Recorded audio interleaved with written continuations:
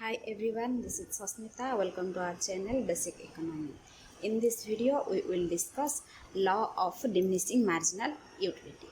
Okay, and in this video, we will discuss the law, its assumption and its exception. ठीक है, तो law discuss करने से पहले हम पहले जानते हैं यूटिलिटी को मेजर कैसे करते हैं. ठीक है, फिर हम आते हैं लॉ के ऊपर. ठीक है, measurement of utility.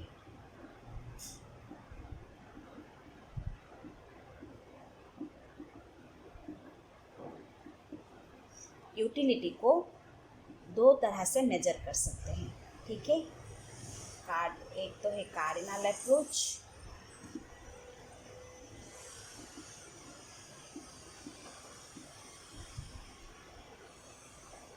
दूसरी है ऑर्डिनल अप्रोच.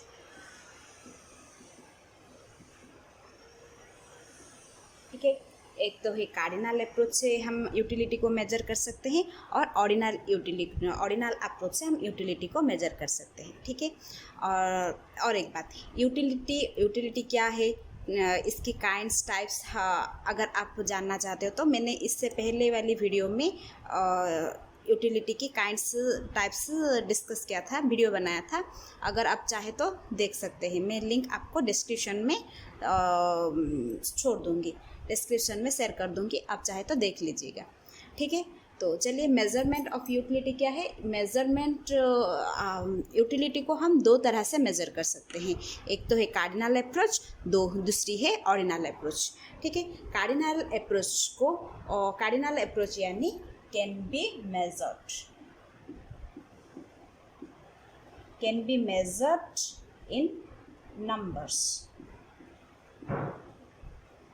ठीक है, कार्डिनल अप्रोच को हम मेज़र कर सकते हैं. कैसे? एक क्वांटिटेटिव नंबर्स में, एक न्यूमेरिक नंबर में हम यूटिलिटी को मेजर कर सकते हैं कार्डिनल अप्रोच के हिसाब से.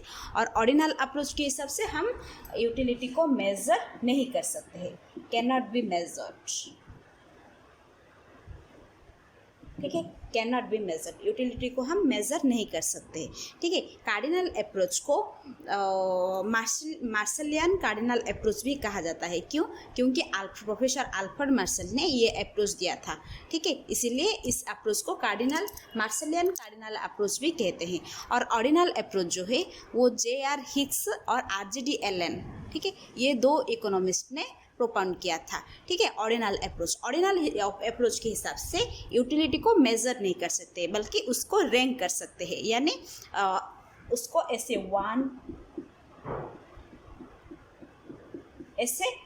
रैंक कर सकते हैं, यानी कर सकते हैं. ठीक है, ऐसे उसे रैंक कर सकते हैं. अच्छा लगा था, अच्छा नहीं लगा था, ऐसे कंपेयर कर सकते हैं. उसको न्यूमेरिक टर्म में मेजर नहीं कर सकते. ठीक है, लेकिन कार्डिनल अप्रोच के हिसाब से यूटिलिटी को ऐसे नंबर्स में, न्यूमेरिक नंबर्स में मेजर कर सकते हैं. ठीक है, ऑर्डिनल अप्रोच हम आने वाली वीडियो में डिस्कस करेंगे. फिलहाल हम कार्डिनल अप्रोच को हम डिस्कस करते हैं. ठीक है, तो कार्डिनल अप्रोच को मार्जिनल यूटिलिटी एनालिसिस भी कहते हैं. ठीक है, मार्जिनल यूटिलिटी एनालिसिस भी कहते हैं. Marginal utility is the utility, that additional utility which we derive from consuming an extra amount of unit. ठीक है, एक्स्ट्रा यूनिट ऑफ प्रोडक्ट. ठीक है, मतलब हम जब एक एक्स्ट्रा सक्सेसिव यूनिट हम कंज्यूम करते हैं कोई भी प्रोडक्ट, ठीक है, तो उससे जो हम यूटिलिटी मिलता है उसे मार्जिनल यूटिलिटी कहते हैं. ठीक है, तो ये law of diminishing marginal utility, हम मार्जिनल यूटिलिटी की बिहेवियर स्टडी करेंगे. ठीक है, वो अगर हम कंटिन्यूसली कोई भी प्रोडक्ट कंज्यूम करते हैं तो वो घटता है या फिर बढ़ता है, ये हम उसकी बिहेवियर यहाँ पे डिस्कस करेंगे. ठीक है, तो चलिए शुरू करते हैं. ठीक है, तो law of diminishing marginal utility discuss करते हैं. तो ये लॉ क्या कहता है when an individual consumes same amount of good continuously, his marginal utility tends to decrease and his total utility increases, but after some level it tends to decrease. यानी जब एक इंडिविजुअल, कोई भी इंडिविजुअल कंज्यूमर ले सकते हैं, कोई भी एक consumer consumes same amount of good, मतलब कोई भी एक पर्टिकुलर गुड हो, कोई भी गुड हो, ठीक है, वो अगर कंटिन्यूसली वो प्रोडक्ट कंज्यूम करता रहता है, then his marginal utility tends to decrease, ठीक है, तो उसकी मार्जिनल यूटिलिटी घटते जाती है, ठीक है, ऐसे घटते जाती है, ऐसे डिक्रीज होके वो उसकी यूटिलिटी जीरो तक भी पहुंच सकती है और माइनस भी टच कर सकती है, ठीक है, and his total utility increases, ठीक है, पहले कुछ यूनिट कंज्यूम करने के बाद उसकी यूटिलिटी बढ़ता है, लेकिन आफ्टर सम लेवल, ठीक है, आफ्टर कोई एक पॉइंट में इट टेंड्स टू डिक्रीज, उसकी टोटल यूटिलिटी जो है वो डिक्रीज होते जाती है, ठीक है। हम इसको हम एक कर्व में, टेबल में एक्सप्लेन करेंगे तो ज़्यादा आसान। यूनिट्स ऑफ एप्पल्स, ठीक है, अगर कोई भी कंज्यूमर भूखा है, ठीक है, भूखा है और वो कंज्यूम करना चाहते हैं, ठीक है, एप्पल कंज्यूम करना चाहता है, ठीक है, तो देखते हैं उसकी मार्जिनल यूटिलिटी और टोटल यूटिलिटी कैसे चेंज होता है, ठीक है।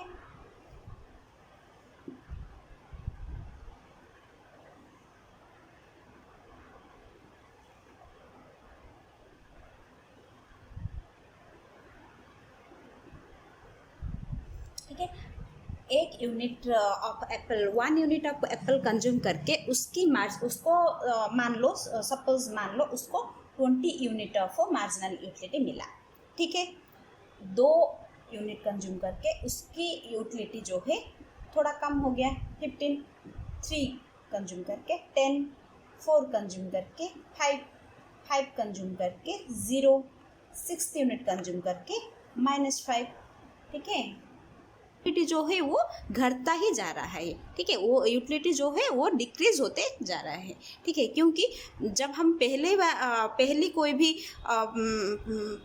भी चीज़ हम कंज्यूम करते हैं तो उसका जो यूटिलिटी है, जितना सेटिस्फेक्शन मिलता है, दूसरे में तीसरे में वो सेटिस्फेक्शन लेवल घटता ही जा रहा है, घटता ही जाएगा, ठीक है, अगर हम कंटिन्यूस कंज्यूम करते रहेंगे तो, ठीक है। तो 5th यूनिट जब वो फिर से अगर वो कंज्यूम करेगा, 5th यूनिट कंज्यूम करेगा तो उसका यूटिलिटी लेवल बिल्कुल 0 ही हो जाएगा, ठीक है, क्योंकि उसकी मन बिल्कुल भर गया होगा, ठीक है। नेक्स्ट, अगर वो फिर भी 6th यूनिट कंज्यूम करता है तो उसकी यूटिलिटी सेटिस्फेक्शन लेवल बिल्कुल माइनस हो जाएगा, ठीक है, -5। तो यहाँ पे क्या होगा, तो उसकी एप्पल की तरफ उसकी यूटिलिटी बढ़ेगा क्या, बल्कि बिल्कुल 0 से बिल्कुल नेगेटिव हो जाएगा, ठीक है, तो इसको डिसयूटिलिटी कहते हैं, ठीक है, डिसयूटिलिटी, इस पॉइंट को डिसयूटिलिटी पॉइंट कहते हैं, ठीक है। तो उसकी टोटल यूटिलिटी हम कैलकुलेट करते हैं, पहले वाली 20 तो 20 ही रहेगा, ठीक है, नेक्स्ट 15, 20 + 15 35, ठीक है, टोटल यूटिलिटी यानी सम ऑफ ऑल यूटिलिटीज, ठीक है, तो यहाँ पे 20, यहाँ पे सेकेंड यूनिट का आगे 20 + 15 35, ठीक है, 35 + 10 45, 45 + 5 50, 50 + 0 50, -5 45, ठीक है, तो यहाँ पे टोटल यूटिलिटी यानी, ठीक है, तो यहाँ पे हम देख सकते हैं टोटल यूटिलिटी जो है वो बढ़ रहा है, 20 से 35 40 50 50 45 वो बढ़ रहा है, लेकिन वो डिमिनिशिंग रेट में बढ़ रहा है। देखिए कैसे, यहाँ पे 20 से 35 बढ़ा तो उसका गैप कितना है, 15 है, 35 से 45 गैप कितना है, 10, 45 से 50 गैप कितना है, 5, 50 से 50 0, ठीक है, तो ये क्या है, यहाँ फर्स्ट यूनिट से सेकेंड यूनिट से 15 10 5 यानी उसकी जो रेट है, ठीक है, उसको जो मार्जिनल टोटल यूटिलिटी जो इंक्रीज हो रहा है वो डिमिनिशिंग रेट में इंक्रीज हो रहा है, ठीक है। After 5th unit of consumption उसकी मार्जिनल लेवल 0 हो गया और उसकी टोटल यूटिलिटी जो है वो स्टेबल रह गया, ठीक है, 50 से 50 वो स्टेबल होके रह गया। अगर वो 6th यूनिट फिर भी कर लेता है तो उसकी मार्जिनल यूटिलिटी जो माइनस है और टोटल यूटिलिटी जो है वो रिवर्स लेगा। ठीक है, रिवर्स यानी वो फिर से वो डिमिनिश हो जाएगा। ठीक है, 45 हो गया। ठीक है, समझ में आया। अब हम कर्व बनाएंगे। ठीक है, तो ये वाली, ठीक है, तो OX में हम यूनिट्स को मेज़र करेंगे और OY में हम MU को मेज़र करेंगे। ठीक है, MU को मेज़र करेंगे। तो हम यहाँ पे कर्व देखिए, यूनिट्स ऑफ एप्पल 1 यानी 1 और MU हुआ 20। ठीक है, 20 यहाँ पे ठीक है, यहाँ पे पॉइंट बना लेंगे। यहाँ पे यूनिट्स ऑफ एप्पल 2 यानी 15, 2 और 15। ठीक है, थर्ड 10। ठीक है, फोर्थ 5। ठीक है, और 5 यूनिट यानी 0 यूनिट कंज्यूम करके वो 0 मिले, 0 मार्जिनल यूटिलिटी जो 0 है। 6th unit -5। ठीक है, -5। तो अगर हम इस लाइन को खींच लेंगे तो कुछ ऐसा हो जाएगा। ठीक है, तो ये है मार्जिनल यूटिलिटी, ये है मार्जिनल यूटिलिटी कॉस्ट। ठीक है, तो हमने यहाँ पे क्या देखा, 1 यूनिट कंज्यूम करके कंज्यूमर को मिला 20 units of utility, marginal utility. Second unit consume करके उसको मिला 15 units of marginal utility. Third unit of Apple consume करके उसको मिला 10 units of marginal utility. Fourth unit consume करके उसको मिला 5th utils of marginal utility. And 6th units of Apple consume करके उससे मिला -5। देखिए यहाँ पे मैंने नीचे डाल दिया -5 यूनिट्स ऑफ मार्जिनल यूटिलिटी। ठीक है, तो ये मार्जिनल यूटिलिटी क्या होगा, क्रश करके वो एक्सेस को कट करके नीचे आएगा। ठीक है, अगर यहाँ पे हम टोटल यूटिलिटी का भी बना लेंगे। ठीक है,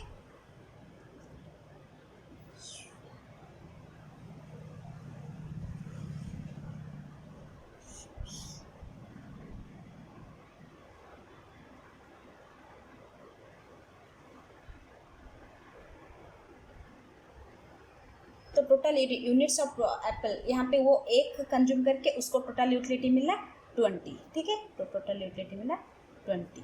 सेकेंड यूनिट कंज्यूम करके उसको मिला 35 यूनिट्स ऑफ टोटल यूटिलिटी, 35 यहाँ पे। ठीक है, तो थर्ड यूनिट कंज्यूम करके उसको मिला 45 यहाँ पे होगा। ठीक है, तो फोर्थ यूनिट कंज्यूम करके उसको मिला 50 units of utility. Fifth consume करके उसे फिर से 50 यूनिट्स ऑफ यूटिलिटी मिला। और 6th यूनिट कंज्यूम करके उसको यूटिलिटी फिर से नीचे आ गया यानी 45। ठीक है, तो कर्व कैसे जाएगा, ऐसे 0 एक्सिस से जाके इससे नीचे आएगा। ठीक है, समझ में आया।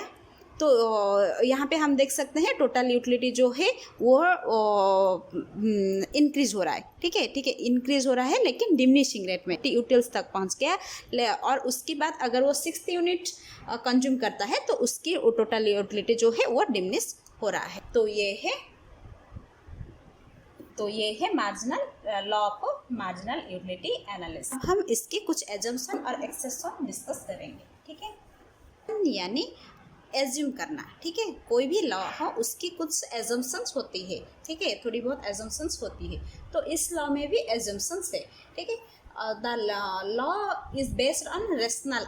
ठीक है, रेशनल यानी कंज्यूमर को पता होना चाहिए, वो अपनी डिसीजन ले सकता है। ठीक है, उसकी मेंटल कंडीशन और वो उसके लिए क्या ठीक है, क्या अच्छा है, क्या बुरा है, वो खुद डिसीजन ले सकता है, उसे रेशनल कंडीशन बोलते हैं। Next cardinal measurable. ठीक है, हमने पहले ही पढ़ा था मेजरमेंट ऑफ यूटिलिटी में, वो कार्डिनली मेजर होता होगा। ठीक है, और law of diminishing marginal utility based है किसके ऊपर, कार्डिनल मेजरेबल पे बेस्ड होगा, यूटिलिटी को हम मेजर कर सकते हैं। ठीक है, नेक्स्ट होमोजीनियस। ठीक है, हम कोई भी प्रोडक्ट, कोई भी गुड हम लेते हैं तो वो होमोजीनियस होना चाहिए। होमोजीनियस यानी एक टाइप का, ठीक है। उसका कलर, क्वांटिटी, टेस्ट सभी एक तरह की होनी चाहिए, ठीक है। नेक्स्ट कॉन्टिन्यूस, हम प्रोडक्ट को, कोई भी गुड को, वो ये लॉ कब काम करेगा, जब हम कंटिन्यूस कंजप्शन करेंगे, ठीक है। मुझे अभी प्यास लगी है, मैंने एक ग्लास पानी पी लिया, ठीक है, तो कंटिन्यूस अगर हम ये पानी पिएंगे तो ही ये लॉ काम करेगा। अगर 2 घंटे बाद, 2 घंटे इंटरवल के बाद मैं अगर और एक गिलास पानी पीऊँ तो मुझे अब फिर से प्यास लगी होगी, तो फिर से मेरा यूटिलिटी बढ़ेगा ही, ठीक है। 2 घंटे बाद और एक गिलास पानी लूँगी तो इससे क्या होगा, कोई इंटरवल होने से ये लॉ काम नहीं करेगा, ठीक है। Next, taste, fashion, income remains same, ठीक है। कंज्यूमर का टेस्ट, फैशन, इनकम सेम रहना चाहिए। देखिए, इनकम अगर हम देखेंगे, अगर मुझे गाड़ी चलाना पसंद है, ठीक है, मेरी गाड़ी नहीं है, मैं अगर मेरे फ्रेंड की गाड़ी लेती हूँ और उससे चलाती हूँ, ठीक है। आज चलाया, अच्छा लगा, बहुत अच्छा लगा, यूटिलिटी मेरा बढ़ गया। दूसरे दिन चलाया, यूटिलिटी थोड़ा कम हुआ, तीसरे दिन चलाया, यूटिलिटी थोड़ा कम हुआ। अगर ऐसे चलाते 10 दिन में मेरा यूटिलिटी कम होते जाएगा, ठीक है। लेकिन इस बीच में अगर मैंने अपनी गाड़ी खरीद ली, ठीक है, अगर मेरा इनकम बढ़ा हुआ, ठीक है, मेरा इनकम राइज हुआ और मैंने खुद की गाड़ी ले ली, और खुद की गाड़ी चलाते वक्त अगर मैंने तीसरे दिन में खुद की गाड़ी ले ली और खुद की गाड़ी चलाते वक्त मेरा यूटिलिटी घटने की जगह मेरी यूटिलिटी क्या है, बढ़ेगा, ठीक है। मेरी खुद की गाड़ी है तो मेरा यूटिलिटी जो है वो बढ़ेगा। तो इस कंडीशन यहाँ पे काम नहीं करेगा। इनकम, टेस्ट एंड फैशन और रिमेन्स सेम, ठीक है। नेक्स्ट, रीजनेबिलिटी, ठीक है। रीजनेबिलिटी यानी क्वांटिटी है वो एक रीजनेबल क्वांटिटी होना चाहिए, ज़्यादा बड़ा नहीं, ज़्यादा छोटा नहीं, ठीक है। रीजनेबल क्वांटिटी में हम उस प्रोडक्ट को कंज्यूम करना चाहिए, ठीक है। ये है एजम्पशंस। ये एजम्पशंस अगर प्रेजेंट है तो ही ये ला काम करेगा, ठीक है। नेक्स्ट हम देखेंगे एग्जेप्शंस क्या है, ठीक है। एग्जेप्शंस यानी लिमिटेशन, ठीक है, लिमिटेशन, और जो कि ये चीज़ कि इन चीज़ों की वजह से ये लॉ काम नहीं करेगा, ठीक है। उसकी सेटिस्फेक्शन लेवल 0 नहीं होगा, ठीक है। सेटिस्फेक्शन लेवल 0 नहीं होगा। देखते हैं क्या क्या है। कैन नॉट मेजर यूटिलिटी, ठीक है। यूटिलिटी को हमने ये लॉ मेज़र कर सकता है बोल रहा है, ठीक है। लेकिन हम यूटिलिटी को मेज़र कर सकते हैं क्या? बिल्कुल नहीं। हम यूटिलिटी को बोल सकते हैं मुझे एक गिलास पानी पी के मुझे 20 यूटिलिटी मिला या फिर 30 यूटिलिटी मिला, हम मेज़र नहीं कर सकते। तो ये लॉ इस बेसिस पे लिमिटेशन में आया है, ठीक है। Next, hobbies and rare collection, ठीक है। हॉबीज देखते हैं। हॉबीज यानी मुझे अगर पढ़ना पसंद है, ठीक है, मुझे नोवेल पढ़ना पसंद है। अगर मैं नोवेल पढ़ती हूँ, 1 दिन पढ़ती हूँ, 2 दिन, 5 दिन, 10 दिन पढ़ती हूँ, तो वो अगर ये मेरे हॉबी है तो पढ़ने की हर दिन मेरा पढ़ने की इच्छा जो है वो बढ़ेगा, ठीक है। उससे मुझे सेटिस्फेक्शन मिलेगा, मुझे यूटिलिटी मिलेगा, ठीक है। तो हॉबीज वैसे ही रेयर कलेक्शन यानी किसी किसी को रेयर कलेक्शन की शौक होती है, जैसे कि ओल्ड कॉइन कलेक्ट करना, स्टाम्प कलेक्ट करना, पेंटिंग्स कलेक्ट करना हो, लेकिन एंटिक पीसेस जो है वो कलेक्ट करना है, तो उनके केसेस में ये लॉ काम नहीं करेगा, ठीक है। उनके जितने भी अगर ओल्ड कॉइन वो कलेक्ट करेंगे, हर कॉइन के साथ उनकी यूटिलिटी जो है वो बढ़ता ही रहता है, ठीक है। नेक्स्ट, माइजर यानी कंजूस, ठीक है। माइजर केस में जितने भी मनी उनको मिले, ठीक है, मनीटरी सेंस में जितना भी उनको मनी मिले, उनकी यूटिलिटी लेवल कभी भी 0 नहीं होगा। तो इस केस में भी ये लॉ काम नहीं करेगा, ठीक है। नेक्स्ट, ड्रग एडिक्ट हो या फिर ड्रंकर हो, लिकर एडिक्ट हो, ड्रग एडिक्ट हो या फिर सिगरेट एडिक्ट हो, तो वो लोगों को क्या, जितना भी तुम ड्रग दोगे, ठीक है, तो उनकी यूटिलिटी कभी भी 0 नहीं होगा, ठीक है। उनके सेटिस्फेक्शन लेवल कभी भी 0 नहीं होगा, तो उन्हें और ड्रग्स चाहिए ही होता है, ठीक है। और नेक्स्ट, स्मॉल साइज यानी अगर मुझे प्यास लगी है, तुम अगर मुझे 1 गिलास पानी दो तो मेरा यूटिलिटी लेवल थोड़ा कम बढ़ेगा, और 1 गिलास दो तो यूटिलिटी थोड़ा कम होगा। लेकिन अगर उस ग्लास की साइज़ छोटी कर दो, अगर आप मुझे चम्मच में पानी दो, ठीक है, स्पून में पानी दोगे, तो मेरा 1 स्पून पी के दूसरी वाली स्पून में और यूटिलिटी बढ़ेगा, ठीक है। तो वो साइज़ भी रीज़नेबल होना चाहिए। ठीक है, ये कंडीशन है। अगर स्मॉल साइज हो है तो ये लॉ काम नहीं करेगा। ठीक है, वैसे ही मनी, मतलब मनी की केस में भी इंसान को जितना भी इकोनॉमिक सेंस में इंसान को जितने भी मनी दो, उससे उसकी यूटिलिटी कभी भी जीरो पे नहीं पहुंच पाएगा। ठीक है, तो इस केस में ये लॉ काम नहीं करेगा, सेटिस्फेक्शन लेवल कभी भी जीरो या फिर माइनस पे नहीं जाएगा। ठीक है, तो ये है law of diminishing marginal utility. Okay, I hope आपको कुछ समझ में आया। अगर अच्छे लगे तो वीडियो को शेयर और सब्सक्राइब ज़रूर कीजिएगा, और थैंक यू सो मच।